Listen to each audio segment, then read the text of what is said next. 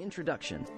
The Battle of Camden, also known as the Battle of Camden Courthouse, took place on August 16, 1780, during the American Revolutionary War. The British, led by Lieutenant General Charles, Lord Cornwallis, achieved a significant victory over the American forces commanded by Major General Horatio Gates. The battle, which occurred near Camden, South Carolina, further solidified British control over the Carolinas after the capture of Charleston. Gates, who had previously led the Patriots to victory at Saratoga, suffered a humiliating defeat.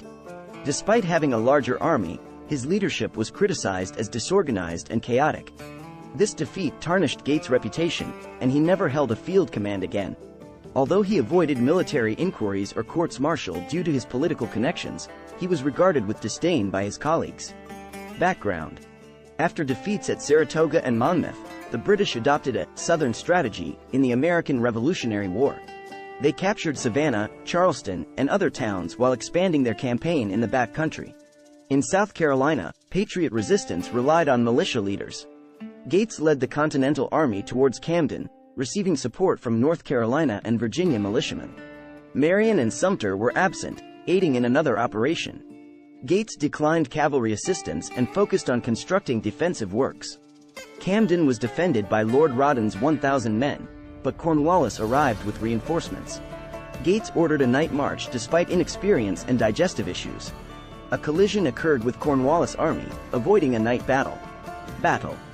Gates ordered an attack by Stevens in DeKalb, while Cornwallis gave the same order to Webster. The 33rd Fusiliers charged with bayonets against the Virginia and North Carolina militia. The militia, unfamiliar with bayonets, panicked and fled, with the Virginians retreating quickly and the North Carolinians fleeing all the way to Hillsborough. Rawdon's troops launched 2 charges but were repelled by heavy fire. The Continental troops counterattacked and nearly broke Rawdon's line, but Cornwallis steadied his men. Instead of pursuing the fleeing militia, Webster turned towards the Continentals. The North Carolina Militia Brigade held its ground, while the Continentals faced encirclement. Tarleton's cavalry charged the Continental rear, causing their formation to break. Some Continental troops managed to retreat in good order, while others suffered rout and slaughter. DeKalb, attempting to rally his men, was wounded and later died as a British prisoner. After an hour of combat, the American troops were defeated, with over 2,000 casualties. Tarleton pursued the retreating troops for 22 miles. Gates sought refuge in Charlotte. The scene was one of horror and confusion, strewn with the wounded, killed, and abandoned belongings. Aftermath. Gates made his way to Hillsborough, covering a distance of 180 miles. On August 20th, he submitted a report to Congress, expressing his distress over the total defeat of his troops. In a letter to George Washington on August 30th, Gates acknowledged the possibility of being removed from command due to his misfortune and expressed his willingness to comply with Congress's orders. Gates ultimately lost control of the Southern Army.